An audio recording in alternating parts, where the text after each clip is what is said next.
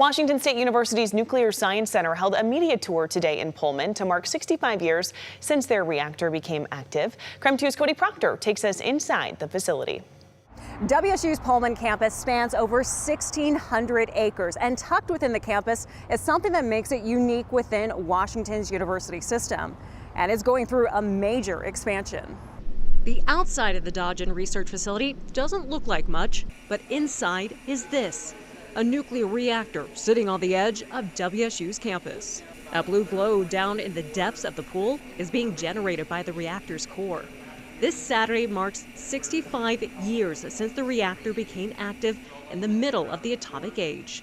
At that time in the 1960s, the federal government was actually investing in nuclear science by installing reactors at universities across the country. WSU is one of the few universities that still maintains our reactor.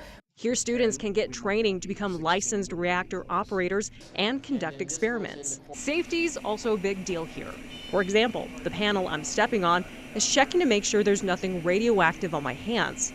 It takes a moment. Okay, you're all set. And we're in the clear.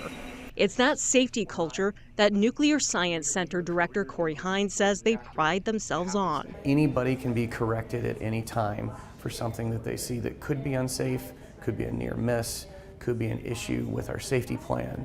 Right now, WSU's Nuclear Science Center is in the middle of building their new 5,000 square foot expansion. Once it's done, the $7.6 million project will be the home of 3 new hot cells, heavily shielded containment units made with thick carbon steel walls, which operators can use for experiments. WSU believes the expansion should help with the nuclear workforce shortage, especially since many within it are getting older. According to WSU's VP for Research, Kim Kristen, the U.S. government invested heavily in nuclear energy in the 60s, but it dropped off later in the 80s and 90s. We have an aging workforce coupled with an investment strategy in the U.S. to quadruple our nuclear energy. And so, that's mismatched. We need to bring up the education to match that need.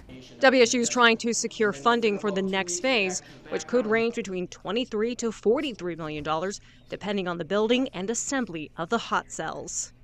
Phase 1 of the hot cell expansion is expected to be done by August. After that, the Nuclear Science Center hopes to finish the entire project no later than 2029. In Pullman, Cody Proctor, KREM 2 News.